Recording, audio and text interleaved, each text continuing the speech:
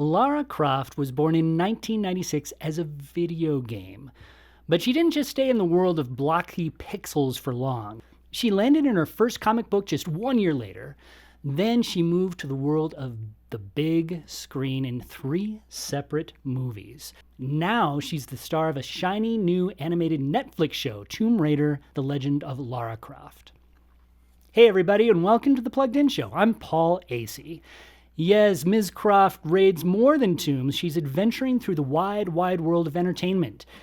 And she's not the only gaming character to do so. We'll talk about the new show and more broadly how gaming culture is impacting pop culture.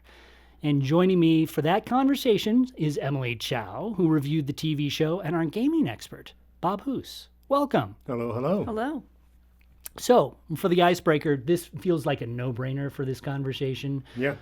Who is your very favorite video game character and why? But it's not an easy question, really. Well, because there's so many, like right? A lot of really good characters, yeah. I want to hear your answer. Yeah. Well, one of my favorites would be Lara Croft. Mm-hmm. I've always found the character, even in her blocky short days, to be very, very compelling, a very interesting character. But it's the British accent, isn't it? Oh yeah, the British accent is really good. But the one I'm going to choose is. Oh, so you cheated, just Yes, like yes. I always. No, cheat. I was agreeing with you that Lara was a really good character. Right. But the one I'm going to choose is sort of like a second cousin. It's going to be Aloy. Yes. Aloy, yes, from Horizon Zero Dawn. Yeah. Very interesting character. The thing I really appreciate about this character in her game is that she travels so far. Her character just grows. It starts out as this sort of outsider in this little tribe, and you think, oh, this game's going to be about these little tribes people killing animals or something like that. But then over the course of the game, she grows into who she is, this full-fledged woman who is able to scale mountains and take on robotic dinosaurs. I mean, it's really an incredible character, in my opinion. The one thing I liked about Aloy is that, you really do see her character arc. Like, you see how she changes. Because at the beginning of Zero Dawn, she is very jaded. But she grows, and, she's jaded because she's been an outcast her whole life through no fault of her own. And the guy who served as her adoptive father was also outcast. And, even just learning his story, you're like, wow, that was really not fair that he was outcast either, So she's very jaded, but she comes to realize that even though she doesn't necessarily believe the same things that all these other characters in the story believe, she can still care about them, and she wants to save them. And she's like, you know what, there is a right, there is a wrong, and I'm going to do the right thing, and I'm going to save these people even though they have done me wrong. And then even walking into the sequel, Forbidden West, I think she's still, she's the savior of Meridian because she saved the city and everything. And so it sounds like you're choosing Aloy too. Well, no, I just want to expound on this character, but you can see how she's not comfortable with that. She's very much like, no, I'm just Aloy. Just let me be a person. And but she's not still your favorite? No. I'm actually gonna go with a character from Mass Effect, Tali. And of course, her last name is slipping me right now, but that's because it changed halfway through. But I love Tali. She is a Quarian, which is an alien. If you're involved with the series, everybody knows that at home. If you know the series, then you know her. But she's just adorable, and she's just so pleasant and nervous. I have yet to meet somebody who didn't like Tali as a character. Right, so right. I'm gonna go with Tali. It's a good. Do you know Mass Effect? I do not know Mass Effect. No. So what is that game rated? I'm pretty sure it's rated M. Yeah. But it's not a heavy M. It's and that's for mature audiences, right? Yes. Mature for some sexual possibilities, because this is a game of choices where you can choose the directions you So go. it really is dependent on the choices that you make. Yes. Yeah, right. and you can choose. So you could, theoretically, you could choose not to do any of those. And then you would actually have a very clean game. I think there might be a little bit of language in there. Not a lot. Like he said, it's kind of a soft M rating. But good characters. You know, Very compelling characters, very compelling storyline, which is why I went with it. It's a really interesting thing. This is not the topic of this podcast, but as you were talking about Aloy, I found it pretty interesting, just the story arc, because that's something that games can really do well. And many games do not really explore very much. You don't have these grand story arcs for their main characters. I mean, Sonic the Hedgehog had a pretty nice story. It wasn't Aloy. Link from the Zelda games. Spyro the Dragon. Little me would have picked Spyro the Dragon. That was my favorite video game character as a kid. We can just talk on this. We topic. could just forget the this real topic. No, for me, I'm going to give two choices because I cheat. Of course. Because we all do. So I really do like the Batman that we meet in the Gotham games. I think another M-rated game. Arkham City, I think, is a really fantastic but difficult open world game that really features a heroic Batman. And I just love the voice. Kevin Conroy. Oh man, he has the best Batman voice ever, and he voices that character. And so really, when you think about the whole, and I think I've mentioned this on a previous podcast, when you think about Batman, I like a lot of the depictions of Batman in the movies that we see in the TV shows, but the definitive Batman for me is probably Kevin Conroy in those Arkham games. But my real pick, since I forgot that you were cheating on this one. I really like Sackboy. Sackboy From the Little Big Planet games. Little Big Planet? Lots of fun. Isn't he just adorable? Yeah, I wouldn't say that he goes through much character development. No. But yeah, that's a cute character. But he makes me happy just to watch him bounce around on all these levels. I don't know if you've noticed, but I've got a Sackboy on my desk. I know. It's amazing that it hasn't disappeared yet. Well, I mean, if we're going to go there, then can we just talk about the Lemmings? Do you guys remember that game? I don't remember that game. Okay, I'm not going to get into it. Never mind. That's for another podcast. Different podcast, different time, yeah. Fair enough. So, never mind who our favorites are. The most popular video game character of all time, according to BAFTA, the British Academy of Film and Television Arts, it is, of course, Mario. Lara Croft. Oh, okay. I thought it was going to be Mario. Yes, no. Leading into talking about the show that you reviewed. I should have picked up on that. She beat out Mario, beat out Sonic, beat out Agent 47, who was also on the list, from the very, very difficult Hitman games. And so be sure, as we talk about these games, be sure to check out the plugged-in review for all of them. Little Big Planet is pretty navigable. All the rest of them you may want to have a little bit of caution with. Check out the reviews on the Plugged In website, of course, before you go dive into any of these games, because they can be very difficult. And of course, we'll be talking about the star Lara Croft in just a couple of minutes. But first, we want a word for our sponsors, you. Daddy? What is it, Pumpkin? Can you read me a bedtime story? A bedtime story? Well, it's only 4 p.m. Don't you want to play a video game or watch a little TV? No, I want a bedtime story. I want you to read me Becoming a Screen-Savvy Family by the Plugged In team. Again? Oh, Pumpkin, don't you want to read something else? Something like Winnie the Pooh? No, Becoming a Screen-Savvy Family. I love it. Especially the part about keeping phones away from the dinner table. Well, it is a good book, packed with all sorts of good information about how families can handle entertainment and technology.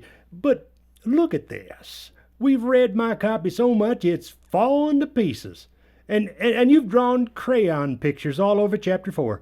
I'm afraid we'll have to find something else to read, honey bunny. But Daddy, I hear that for a gift of any amount, I can get my very own copy. Is that right? Well, how could one go about doing that? Daddy, I'm just a kid. How would I know? But I do know that if you go to the Plugged In Show homepage and go to the show notes for this episode, it'll tell you all about it. Well, Pumpkin, that's great. Just great. But we won't get that book tonight. What would you like to read? Well, does Plugged In have a review of Monster Summer? Of course it does, Pumpkin. It has reviews of everything. Thank you, father and child, so much. So It was a joy being your daughter. So we know that video games are big business. How big? In 2022 alone, the video game industry generated $248 billion with a B dollars in revenue. And that was just on a Saturday. It kind of seems that way. Just as a comparison, that's $240 billion more than the movie industry made during that same time frame.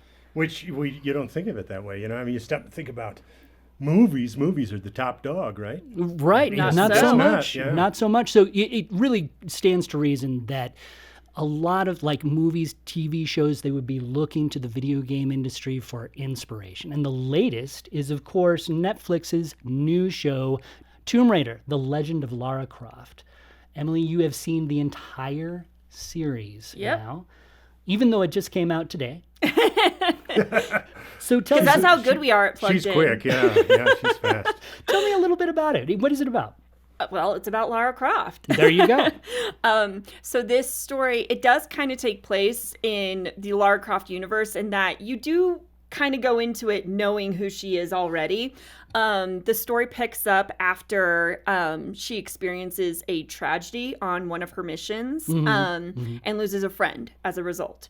And so she is just kind of picking up the pieces and trying to figure out who she is and what she wants to do. She has not done any of her archaeological, artifact stealing / finding in quite some time because she's just mourning the death of this friend. No and raiding tombs for her. She took a yeah, sabbatical. she is not raiding any tombs right now. And so the story I will say, just as a little side note to what you were saying, because I only had time to watch the first episode. I didn't watch the whole series.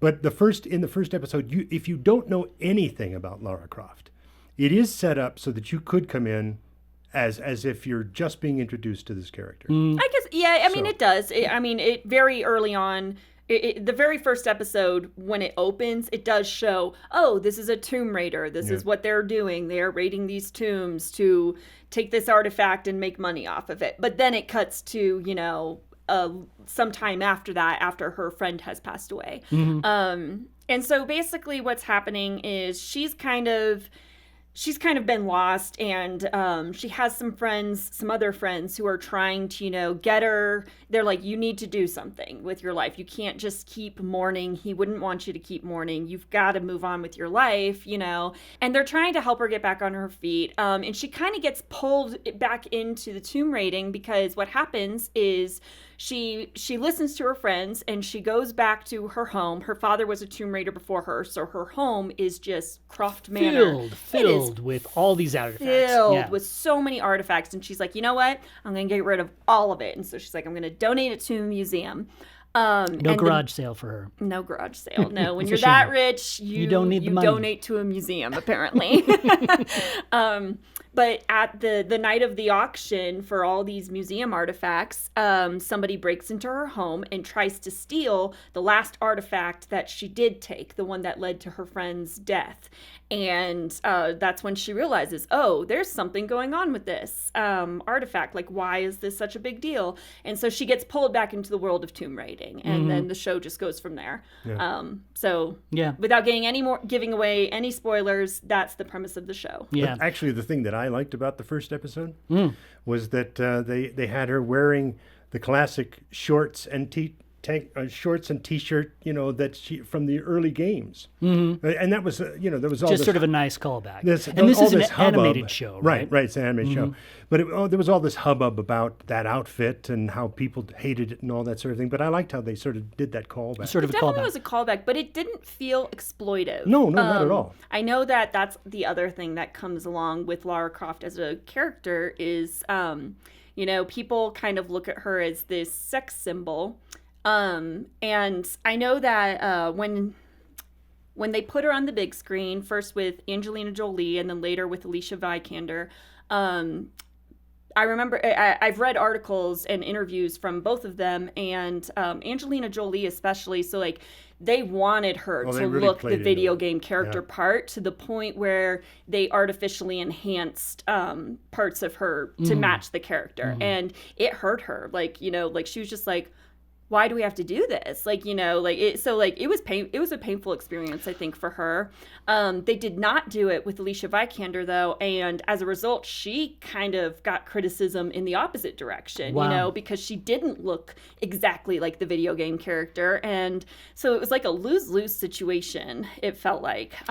It's interesting because I know that last week we had a big long talk actually about how entertainment can influence body image, right? And you could use Lara Croft as prime example 1A for that in a lot of ways, because I remember even when the first game came out, they were talking about that sort of exploitative type of vibe that she brought. Even though graphics at the time were Yeah, I know. these little clunky. Yeah, you'd think that with clunky graphics it would be a non-issue, but unfortunately that's not the case. Yeah, do you think that criticism was fair?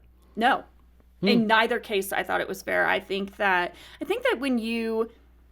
if you sit there and you expect a real life human being to look like a computer graphic animated character, like, why? No, we don't go there. One is real, one is not. And real people, you know, what they put their bodies through to look like a video game character or a comic book character is the other one that's very common. I think it's gross. And I'm talking about men and women. I think that actors and actresses in Hollywood, there's a pressure put on them to look a certain way if they want to play a certain role. And I think it's harsh. I think it's cruel. And it does not set a good standard for the rest of us.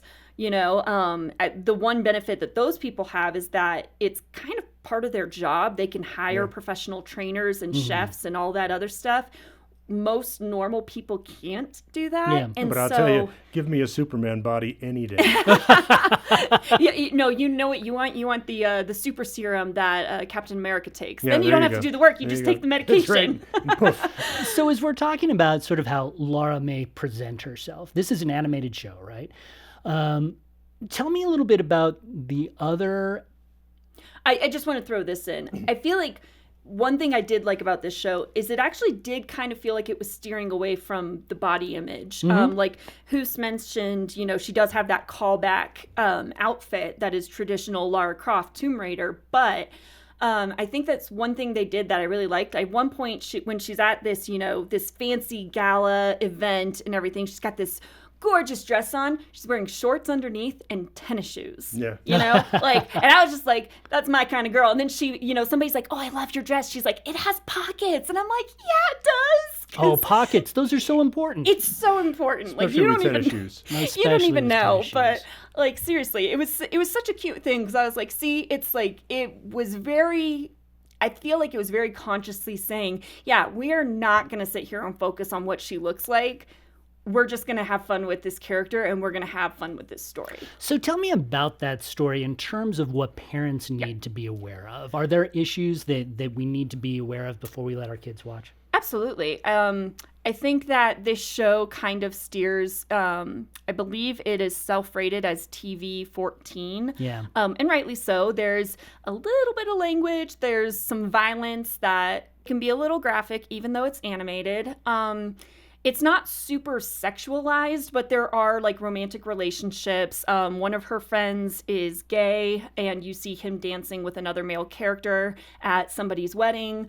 There was like a weird hint that she might be gay as well, but then they kind of retracted it, and the person ended up being more like her sister. But then there's another female character who isn't introduced in this season, but might be a romantic Gotcha. interest. It was like hinted at, but not confirmed. So it's like, Gotcha. that's something definitely to keep in mind, especially as it goes on into subsequent seasons, right? Exactly. It may not happen this season, or it did not happen this season, but it could happen in future seasons. Sure.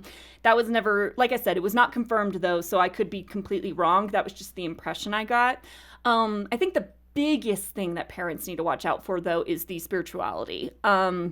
This is very much a show that gets into mysticism, in this particular season, we're dealing with Eastern spirituality. So a lot of the mythology and magic and everything that comes into it is from China. And I don't know if it lines up with actual Chinese mythology because, again, this is a fictional show, but you are dealing with like magical, powerful, supernatural forces. It's not like, oh no, it just seems that way. No, it's legit magic and supernatural forces that you're dealing with. So I think that's maybe the biggest thing for parents to look out for. Seems like we've seen that more and more on TV. You know, a number of those elements we see more and more of. Absolutely. So let me open the question up to you, Mr. Hoos. Talking a little bit about Lara Croft as a character. Why has she been so enduring? Why has she been so popular over the last, almost 30 years now?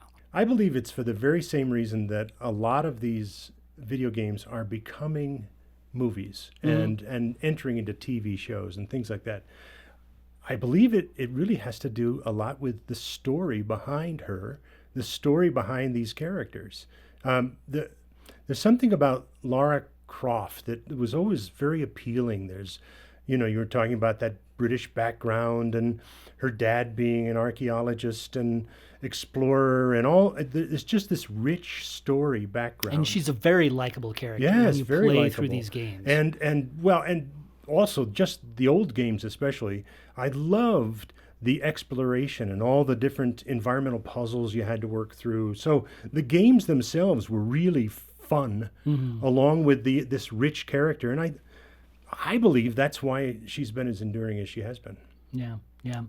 I think that, I think it has to do with, nostalgia for some reason right now has like the biggest pull in entertainment. So I feel like a lot of different TV shows and movies are pulling from video game franchises that have been popular because you already have an audience built in. That's a big one. That's an excellent point. It just seems like everything they make in the movies these days in Hollywood has to have some sort of built-in fan base. Yeah. And that's a really important point because when you're talking about, be it Lara Croft, when you're talking about Mario, when you're talking about some of these crossover video game characters, these video games have been around forever. I remember playing Mario games when I was a kid, and it is still popular. It's one of those things where parents who remember the old games, they can take their kids, and some of those kids might be old enough where they have kids of their own too, so it becomes sort of this multi-generational property. But I really do believe that this crossover trend is because video games for the longest time now have been the real source for these fresh storytelling ideas. Yeah. Unpack that a little bit more. Well, okay. We just mentioned about having to have a fan base. Sure. I think Hollywood has gotten so tepid and sort of timid about jumping into something new because it costs so much. Right. Whereas they could flop. Right, exactly. Whereas video games are expensive, but they're not. They're kind of the expensive that pays off very quickly, and so they're free to venture into more exotic story ideas. We were talking about Horizon Zero Dawn, which was a huge story, and you had to really dive into it, and you got into all these characters. Video games have that freedom, whereas movies don't, and sometimes I think TV doesn't. I remember when I was a kid, and we would always wait for the new season of TV shows from the majors. Which we're right in the middle of, right? Right. And those, we were always looking for, okay, what great creative ideas are they going to come out with this year? And they had lots of bizarre, out there things, and they were really exciting. These days, it's all a cop show. Yeah. Really. You just don't see much. You see fresh ideas. But video games are the one genre where you see that in that medium, you see a lot of interesting, fresh ideas. It's really interesting because as you talk about that, I would agree with you about TV shows especially, where you do have sort of this sense of you see so many cop procedurals, you see so many medical shows. Video games do feel fresh, even though you have the same characters over and over and over again. How do they keep that freshness? You mean in a given franchise? In a given franchise. Yeah. So how do you keep that freshness when you have the same characters plowing through these stories? Well, I think part of it is just the fact that when you're dealing with a video game, the entire thing is animated. That automatically gives you unlimited freedom to do whatever you want with that story. You don't have to be concerned with, okay, is this canon? Does this make sense? Can we even recreate this? Because it's all animated, so you don't have to worry about blending live action with animated components as you do in TV shows and movies. So that's already one thing right there. And then I think that something I've just seen in video games is that I feel like they keep things fresh by introducing new characters, or by bringing back old favorites. Maybe, somebody from a previous game who you haven't seen in a while, but they bring that person back. And they're just constantly developing this character. Like they don't get stuck in like, well, I see this in TV shows a lot. By about the 8th season, certain characters on a show aren't changing anymore. They've been locked into, the buffoon part or the ditzy girl or something like that. And so their character has no more development, and you're kind of like, oh, I'm kind of getting bored with this. With a video game, it feels like whenever they bring back a character, they are constantly developing that character, because they're like, no, we don't have to lock you into this bit because it's funny. We can actually continue to work with you because each story is its own standalone feature. A TV show may be located in Los Angeles. A video game can be located anywhere. Yeah. I mean, it may start in Los Angeles, but it can go any place in the world. Yeah. And just jump around. Well, and see, that ties into what Emily was saying too about some of the things that you can do in video games that you can't do in real life or in real movies. That's another reason why I think they're doing more video game type movies now, because the CGI technology has gotten better. Right. It used to be, the action scenes in a video game were dynamic. Right. They were incredible because you didn't have to worry about physics. You didn't have to make it look real either. Right. You just did it, and it was bing, bam, boom, splash. But in movies, you couldn't do that because you couldn't get real people to do that unless you're constantly hanging them up by wires. Practical effects are not so. But these days, with the CGI tech the way it is, you can do all of that. Yeah. You can have that action. And that brings up a question. In these adaptations, you really can do anything you want, just as video games always have. But when it comes to parents, it seems like that could cut both ways, right? Where these video games can go anywhere they want. Right. And we might think about some of these properties as being fairly innocent. We remember them from when we were kids or whatnot. Are there special cautions that parents should come into these properties being aware of? Do they need to be extra aware of how these shows, these movies can go astray? Well, first of all, I know it seems silly, but I really do think parents, you really should pay attention to whatever the rating of the film is. A lot of people see that as like an arbitrary rating. I don't. I think that your first signal to any video game, movie, TV show, look at what it's actually rated and then go from there. And from there, you want to, of course, come to Plugged In and read our reviews. We will give you all of the details of the different types of content that Where you might it might experience. go wrong or whatnot. Yeah. And then, but I think far too often people are like, well, I remember this from when I was a kid, and they don't even pay attention to the rating.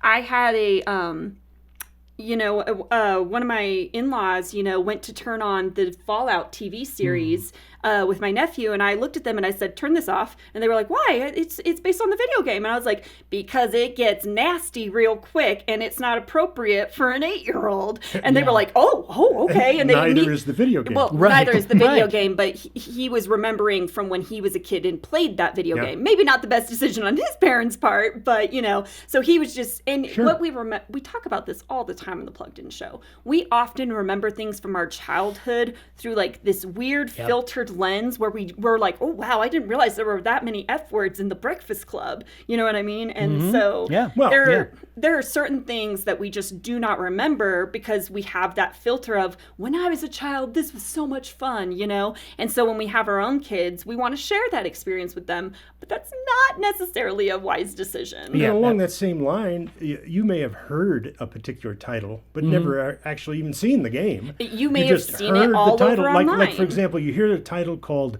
Silent Hill. It just sounds so peaceful and sweet. Isn't that like but a the horror game was not series? peaceful. It is, and the movie was a pretty dark and Yeah. nasty thing too. And I think parents just fall into that trap. Yeah, yeah. And especially in this day and age where, let's face it, we often at Plugged In talk about getting video games when kids play them and the families play them, get them out in the open so you can actually see what's happening. Absolutely. But that doesn't happen in the majority of cases. So if some kid is bringing home a game, if the cover looks nice, the parent says, okay, great, have a good time. Yeah. And they take it off into the bedroom and play it. So you don't know what kind of garbage might be in that game. And then you don't know what kind of garbage is transferring over into a movie set. Right. I think that's absolutely right. And it feels like it's really important to do what you have always done with your family, Mr. Hoos, because you have really taken the time to play some of these video games with your kids as they were growing up, and it seems like that's especially when you have these popular franchises. Maybe these are more difficult franchises that are migrating to TV and movies. Parents really need to be aware of them. And the best way to do that is by knowing what your kids are playing. Yeah, investing in it yourself. Exactly. Now, that may not always be comfortable. Right. Because one, you might not think you're much of a gamer.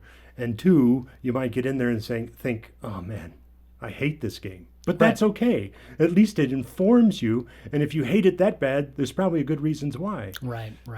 Yeah, and I think obviously before you ever buy a game, before you ever start playing a game, if possible, read the Plugged In review, read what we have to say about it, because there's a lot of really dark games out there. Even in our conversation leading up to this conversation, the T and M rated games, take those ratings seriously. Well, and do not be fooled by whatever hype you may see online. People who play video games and post reviews of those games on YouTube, on Twitch, on all those things, they're not going to offer you hey, I'm a parent and here's what you need to know as a fellow parent. No, they're going to come at it from, hey, I'm a video gamer and I really enjoyed this story. And so they may give praise to a game that maybe it does have, I mentioned Mass Effect earlier. Mass Effect has a great storyline. I would never let anybody under the age of honestly, you need to be 18 to play that game. You need to be a legal adult and making that decision for yourself before you play that game. It does not need to, it's not something you need to see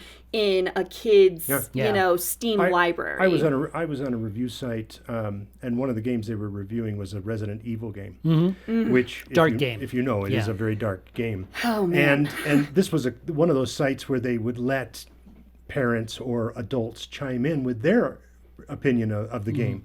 And there was one guy who said he was a parent, and he was talking about what a wonderful game it was. And I thought, okay, now you're encouraging other parents to let their kids play this nasty game. So again, it really comes down to keeping your eyes open and reading Plugged In. When we're talking about these games, I think that sometimes we as parents can be more accepting of an M-rated game than we are an R-rated movie. And I think that we really need to be careful about that. And there's an extra danger there. An R-rated movie, you watch for 2 hours. Exactly. An M-rated game, you can be in for 20 10, plus. 20, 30 hours, and then go back and do replays. Yeah.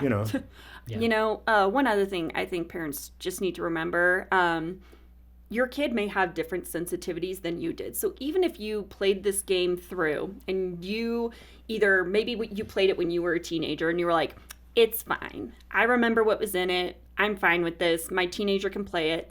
What you were sensitive to as a teenager may not be the same as what your kid is sensitive to as a teenager, and really you have valid. to keep that in mind. Or triggered by. Yeah, exactly. And so you really do need to keep in mind who your child is and whether or not they can actually handle that same content. They may not be as mature as you were at that age. They're just, things are different. Generation to generation, and that's just another thing to keep in mind. And that's why we never really try to tell you what to watch, what not to watch, what to play, what not to play, because your child is very different than any other child out there. And we want to honor your decision as parents to decide what is suitable for them.